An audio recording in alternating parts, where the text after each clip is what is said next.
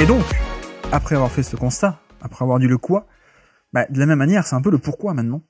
Et là encore, je pense que l'explication, elle est peut-être assez simple. Elle réside dans le fait que on a sans doute, encore une fois, une adaptation des défenses adverses, vu que, enfin, cette année, on les connaît. Il y a moins peut-être cet effet de surprise, il y a plus de préparation qui a pu être faite, très simplement, de la part des équipes adverses. Et donc, sans doute que, c'est un peu ce que j'ai pu observer, moi, cette année, en tout cas, sur les matchs où je les ai vus, on a aussi des schémas un peu différents. En tout cas, des schémas sans doute plus agressifs en termes de rotation et même de pré-rotation au panier. Ce qui fait que, là où l'an dernier, on surréagissait pas, sans doute, à ça, mais finalement, on a cette année des équipes qui n'hésitent pas à amener depuis le côté faible, par exemple, le défenseur un peu plus en avance et en amont de l'action. On a des stunts plus agressifs pour boucher l'espace à l'intérieur.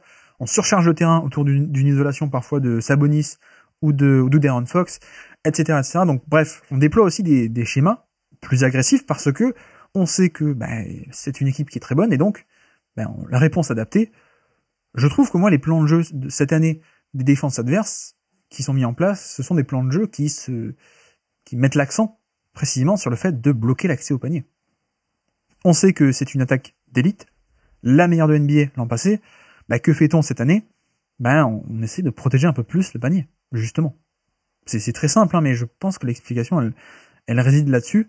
C'est ce qu'on peut supposer un peu à la lecture des chiffres, et c'est aussi ce qu'on peut voir totalement au niveau des matchs. Je pense que vous avez vu récemment le match contre les Clippers, par exemple, où c'était d'ailleurs une plutôt bonne performance de la part des Kings.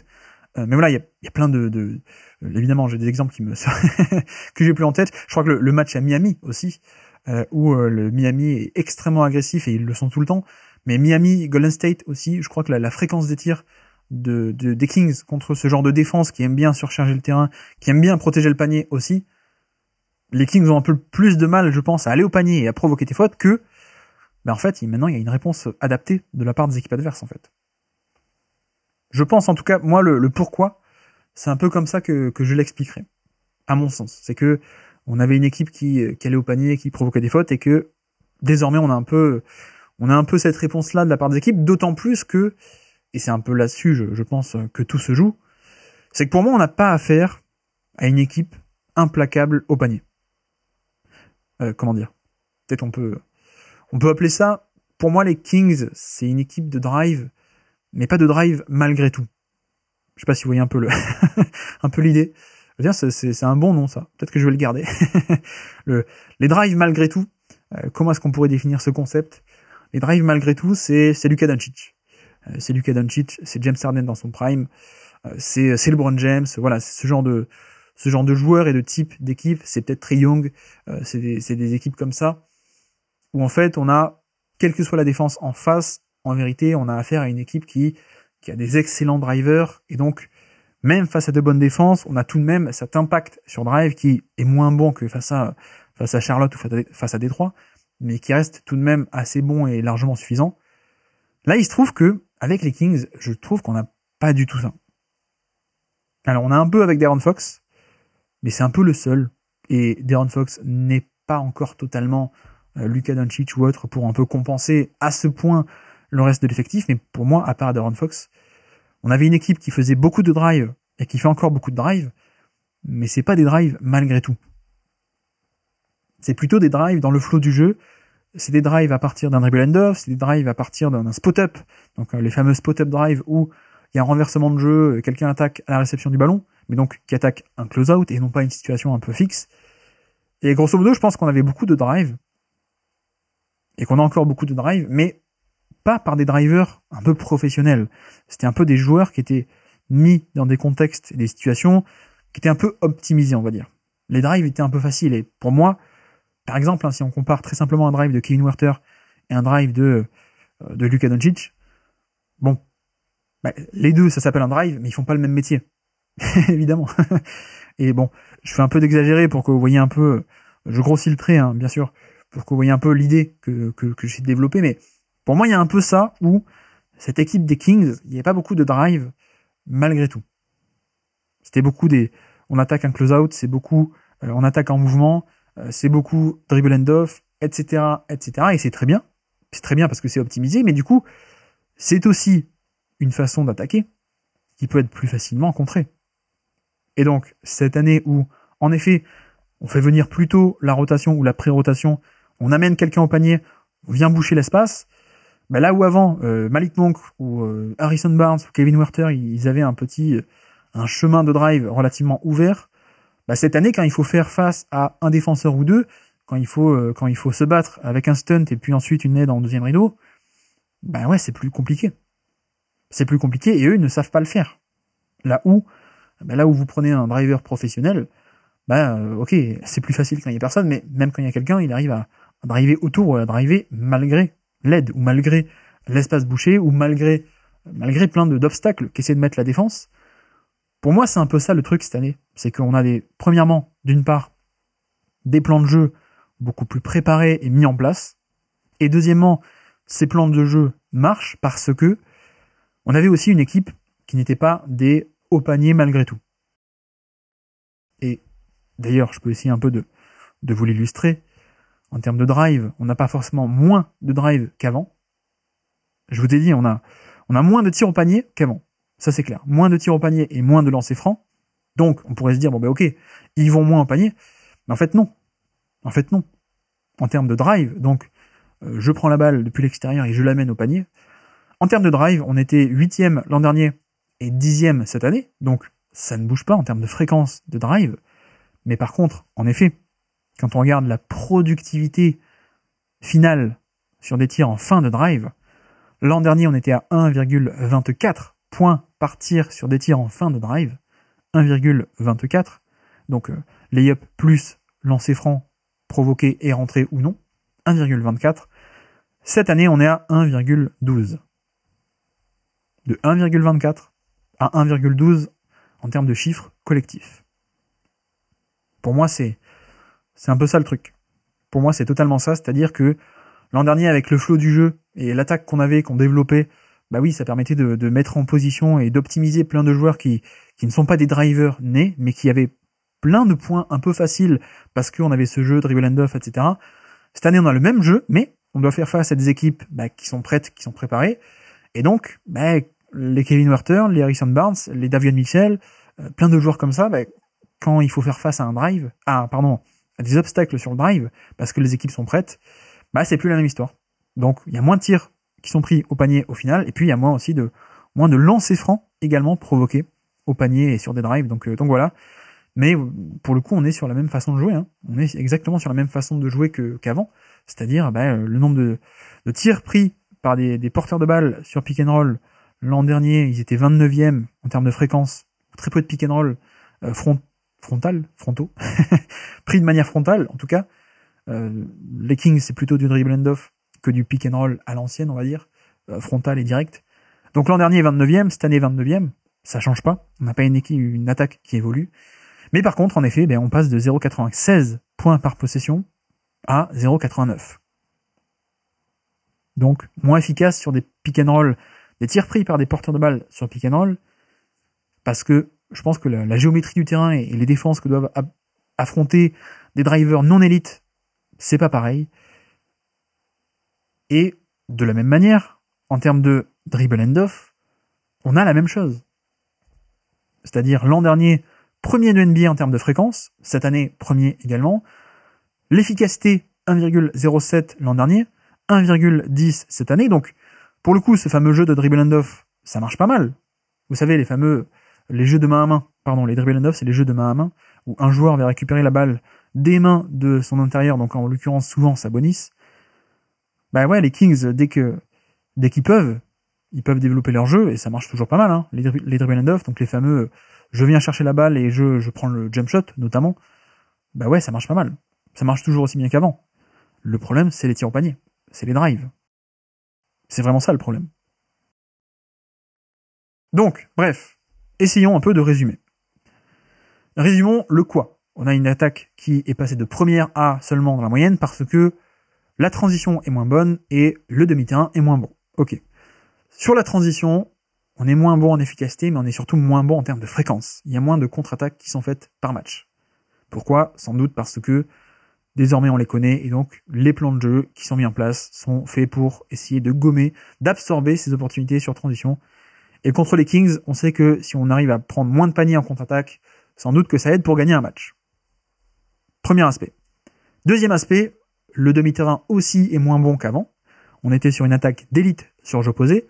Ce n'est plus le cas, on est à peine dans la moyenne cette année. Comment est-ce qu'on explique ça? C'est pas trop la réussite à 3 points qui a changé, c'est pas trop même la réussite au panier qui a changé ou à mi-distance non plus. C'est juste une question de fréquence de tir au panier. Les Kings vont moins au panier et provoquent beaucoup moins de lancers francs. Ils étaient élites, ils en provoquent quasiment plus. En tout cas, ils sont parmi les derniers de NBA, dans les 5 ou 6 derniers. Donc c'est un changement majeur. Ça, c'est le quoi et le pourquoi, à mon avis, et de ce que j'ai pu en voir cette année. Bah, c'est que on avait l'an dernier une équipe qui était là pour optimiser des joueurs pas géniaux, mais ils les étaient optimisés. Et cette année, les défenses sont prêtes, elles surchargent le terrain, elles viennent protéger le panier, et donc, en effet, on a affaire à des joueurs qui, auparavant, avaient des lignes de drive un peu plus faciles. Cette année, c'est plus le cas. Donc, on a une efficacité au panier qui est la même, mais moins de tirs au panier. On a moins de lancers francs, et même sur les drives en particulier, on a autant de drives qu'avant, mais une moins bonne efficacité. Parce que, très simplement, globalement, je pense qu'il y a une adaptation des défenses qui est bonne, hein. Transition et demi-terrain. Donc, on revient bien en transition, on se découvre moins, d'ailleurs, peut-être au rebond offensif. Les Kings prennent plus de rebonds défensifs cette année, ils sont meilleurs, mais peut-être aussi qu'il y a ce compromis qui est fait, sans doute même le compromis des adversaires qui se disent on va moins attaquer le rebond offensif et plus revenir en transition. Et ça, pour le coup, on le voit concrètement, puisque les Kings prennent plus de rebonds défensifs parce que peut-être aussi qu'ils sont moins attaqués en rebond offensif par l'adversaire, donc l'adversaire préfère revenir en transition.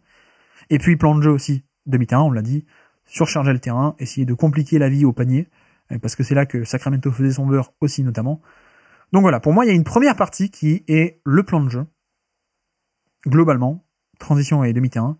Et puis une deuxième, peut-être, je ne sais pas à quel point je sous-estime ou pas, mais il faut aussi se rendre compte que la ligue évolue. Et ça me paraît un peu court hein, d'une saison à l'autre, mais en un sens peut-être aussi, je ne sais pas, mais ce que je veux dire par là aussi, c'est que l'offensive rating moyen de NBA, il a pris 1 point par 100 possessions entre l'an dernier et cette année. Ça n'a pas l'air de grand-chose, mais c'est quand même beaucoup. 1 point. D'une année à l'autre, prendre 1 point, c'est beaucoup. Et donc je me demande aussi à quel point est-ce que, non seulement il y a peut-être un côté adaptation des défenses, face à une attaque qui n'est pas implacable, qui était une attaque d'optimisation, et qui est encore une attaque d'optimisation de bons joueurs, et pas d'excellentissimes, donc c'était pas une attaque de malgré tout. Mais dans le même temps, au-delà de cette adaptation des défenses, à quel point est-ce qu'on n'a pas aussi, en plus, peut-être en facteur aggravant, non pas en explication principale, mais en facteur un peu aggravant, le fait que, en fait, tout le monde est en train de s'améliorer de manière grandement en NBA, en fait. Et ça se voit sur l'offensive rating moyen qui évolue. Et donc, sans doute qu'on a un peu cette aggravation du fait que, certes, les Kings sont un peu moins bons que l'an dernier. Ils arrivent à faire un peu moins de choses, mais en plus, dans le même temps, tout le monde autour s'améliore. Ce qui fait que, du coup, je sais pas si vous voyez ce que je veux dire, mais du coup, le différentiel à la photographie un peu fixe, il a l'air encore pire, en fait. Non seulement ils sont moins bons, mais en plus, comme tout le monde autour est un peu meilleur, ça crée un différentiel comparé à l'an dernier qui a l'air encore plus gros que ce qu'il n'est intrinsèquement, entre guillemets. Mais donc voilà. Voilà un peu quelle est un peu mon analyse et mon interprétation de ce que j'ai pu en lire sur les chiffres et de ce que j'ai pu voir sur les matchs. C'était aussi un peu ma crainte, pour le coup, de l'an dernier. C'est pour ça que j'y croyais pas tellement en playoff, parce que il y a toujours ce truc de... ils ont des bons joueurs, mais on parle surtout d'une attaque qui optimise des bons joueurs. On parle pas d'une attaque qui était un peu implacable. Et c'est paradoxal, mais par exemple, c'est aussi pour ça que parfois on a des Luka Doncic ou des Dallas qui font pas des grandes saisons régulières, mais on sait que le style se transpose beaucoup mieux en playoff. Parce que on sait que quand t'as un bon joueur, un joueur d'élite même, qui a un style de jeu frontal et qui, malgré, il peut affronter n'importe qui, il peut faire face à n'importe qui, on sait qu'a priori son jeu sur pick and roll va se transposer beaucoup mieux. C'est un peu l'inverse avec les Kings. Donc c'est déjà pour ça que l'an dernier, moi j'étais pas très très chaud sur leur attaque et sur comment est-ce que ça pouvait marcher en playoff, même s'ils étaient 3e de conférence. Et c'est exactement ce qu'on a eu l'an dernier. Exactement. C'est-à-dire, premier tour, on a affaire à une défense très expérimenté, un des meilleurs coachs défensifs, un coach tout court d'ailleurs aussi, mais un des meilleurs coachs défensifs de ces dernières années de NBA, Steve Kerr, voilà. On a vu de suite que l'attaque des Kings, elle était beaucoup moins bonne. Parce que déjà, à l'échelle de la saison dernière, on avait la saison régulière, qui était une chose, avec un effet de surprise, mais aussi de bons joueurs, de bons talents qui étaient optimisés, mais les playoffs, c'est tout autre chose. Les playoffs, c'est aussi une série où, on a comment dire, on a un coaching staff qui est prêt, qui s'adapte et qui n'hésite pas à prendre des libertés et à prendre des grandes mesures. Et c'est exactement ce qu'on a eu. C'est-à-dire que l'an dernier, contre les Warriors, on a eu je peux vous dire, les centiles de l'offensive rating. Match 1, 71e centile, donc pas mal. Et ensuite 44e centile, donc à peine mieux que 44% des matchs NBA en termes de performance offensive. Donc le match 2 contre les Warriors, 44e, 8e centile au match 3, 68e centile au match 4, donc pas mal, 68e centile. Et puis ensuite 42e centile, 41e centile et 12e centile le match 7. Donc voilà. Vous voyez que sur la série, on a très peu d'explosion offensive parce que c'est un style de jeu qui est là pour optimiser de bons talents mais pas d'exceptionnels, et donc on a moins ce côté implacable, on a moins ce côté malgré tout. C'est déjà ce qu'on avait eu un peu en avant-goût en playoff 2023, donc face à une bonne défense et une défense préparée, ça marchait moins bien. Et je pense que cette année, en 2024, on a un peu ça, mais non pas à l'échelle d'une série de playoffs, à l'échelle de toute une saison, où désormais, tous les coaching staffs sont un peu plus avertis, un peu plus préparés, et donc, on sait ce qu'il faut faire, on sait qu'il faut moins attaquer le rebond offensif et revenir en transition, comme ça on arrive à gommer et à neutraliser pas mal de points faciles, et puis, également, on vient boucher un peu plus les tirs au panier, parce qu'on sait que les Kings n'ont pas de profil qui peuvent aller au panier, chercher des tirs au panier et provoquer des lancers francs malgré tout. De'Aaron Fox, c'est ce qui s'en rapproche le plus, mais l'équipe, ce n'est pas que De'Aaron Fox. C'est aussi Sabonis, et c'est aussi des drivers, des drivers plus d'opportunités ou de punitions que des drivers malgré tout. Ça me plaît ce terme d'ailleurs. Terme inventé sur le moment, je pense que je vais le garder. Mais voilà, c'est un peu l'idée pour moi, c'est que les Kings, finalement, est-ce qu'on aurait pu s'y attendre? Oui. Est-ce qu'on en avait déjà un peu parlé cet été? Un peu. C'est un peu surprenant, mais en un sens, pas tant que ça. J'irai pas jusqu'à dire que c'était une anomalie 2023, parce qu'ils ont en effet très bien joué. Mais est-ce que ce style de jeu, avec ces joueurs-là, qui ne sont pas des talents offensifs exceptionnels, notamment qui ne sont pas des drivers exceptionnels, à quel point ce style de jeu offensif qui leur a obtenu de si bons résultats en 2023 est reproductible sur des années suivantes contre une NBA qui est avertie et qui sait qu'elle n'a pas affaire à des talents transcendants, qui peuvent transcender n'importe quel type de schéma défensif en face, non, je suis pas sûr que ce soit reproductible à un aussi haut niveau qu'en 2023. Donc voilà, le plan de jeu, le profil des joueurs, les statistiques, le bilan statistique, on a fait un peu le point sur tout ça, et puis aussi le contexte de la ligue qui évolue, qui fait que, en plus, non seulement les Kings sont moins bons, mais en plus, le relatif à la moyenne est encore pire parce que la moyenne évolue, et la ligue évolue autour. Voilà un peu mon analyse et mon interprétation. C'est peut-être pas la bonne, c'est peut-être pas parfait. N'hésitez pas à me dire, vous, qu'est-ce que vous en pensez. Le Discord sur YouTube, les commentaires, partout, sur Twitter, vous le savez. Mais voilà, c'était voilà un peu ce que je pense de cette attaque des Kings, qui globalement, mine de rien, galère un peu plus que d'habitude, sans que, moi, personnellement, ça me surprenne plus que ça. Est-ce qu'ils peuvent faire mieux? Oui. Mais est-ce que c'est choquant de les voir redescendre par rapport à l'an dernier? Étonnant peut-être, mais choquant, non. Pas trop. Et puis, en vérité, là où je peux d'autant plus affirmer que je ne suis pas choqué, c'est que pour le coup, je m'attendais un peu plus à ça, moi. Quand Mike Brown est arrivé, je m'attendais un peu plus à ça. Et d'ailleurs, c'est ce qu'on avait dit dans nos previews, non pas de 2024, mais de 2023, donc en début de saison, avant la saison 2023, avant l'an passé. L'interrogation que j'avais, et qu'on avait pointé du doigt dans le Basket Lab, c'était est-ce que vraiment l'attaque peut être à ce point bonne pour sauver un peu la défense? Est-ce que vraiment on peut avoir une attaque d'élite plutôt que simplement une attaque sympa? C'est littéralement ce qu'on a vu dans le Basket Lab il y a 2 ans, avant leur fameuse saison fabuleuse. Point de bascule pour moi, c'est à quel point est-ce que l'attaque peut être bonne finalement, parce que Pour moi, c'est ça qui va déterminer la saison et le niveau de cette équipe, en fait, dans le sens où la défense, il y a un plafond qui va pas être si haut que ça. Alors même avec un coaching défensif de Mike Brown, qui était le coordinateur défensif, on peut dire, du côté des Warriors depuis pas mal d'années. Donc oui, à ce côté-là, le coach, il peut aider, mais il y a un plafond en termes de personnel, en fait. Donc, à partir de là, pour moi, sachant que ça, c'est acquis et qu'on va avoir une défense qui devrait être entre la 20e et 30e place, peut-être en défense, en fait, tout va se jouer sur à quel point l'attaque est bonne, finalement. Ça, c'est mon point de bascule, c'est à quel point est-ce que tu vas être juste une bonne attaque ou non, est-ce que vraiment tu peux vraiment carburer pour compenser la défense? Et là, effectivement, il y a une chance. Si c'est le cas, il y a une chance. C'était un peu ma crainte. C'est un peu ma crainte de me dire, bon, ben, Sabonis, c'est sympa, les dribble and off, etc. Kevin Huerter, excellente addition à l'époque. De'Aaron Fox, très sympa aussi, mais je me disais, et on se posait la question sur le Basket Lab, on se disait, est-ce que ça va être bon? Ou est-ce que ça peut vraiment être élite au point de sauver la défense qui, on sait, sera pas bonne? Or, il se trouve que, sur la saison 2023, j'ai eu tort. J'ai largement eu tort. Parce que, en effet, l'attaque était, pour le coup, elle était à ce point élite. Et elle a, en effet, vraiment et de facto sauvé la défense. Mais là, 2024, on est un peu plus sur ce que je craignais à la base. C'est-à-dire au début de ce cycle avec le recrutement de Sabonis et l'arrivée de Mike Brown. Et cet effectif-là, c'était, oui, on peut avoir une attaque très sympa, mais à quel point on peut avoir une attaque d'élite, je suis pas sûr. Et donc on l'a eu pendant un an.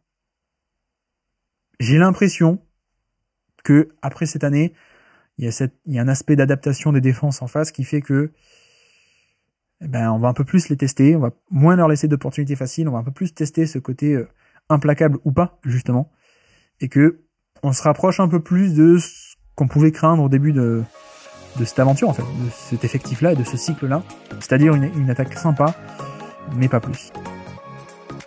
Merci d'avoir écouté cet extrait. S'il vous a plu, l'émission complète est disponible en description et on se donne rendez-vous sur le feed principal du Basket Lab pour l'intégralité des podcasts. À bientôt.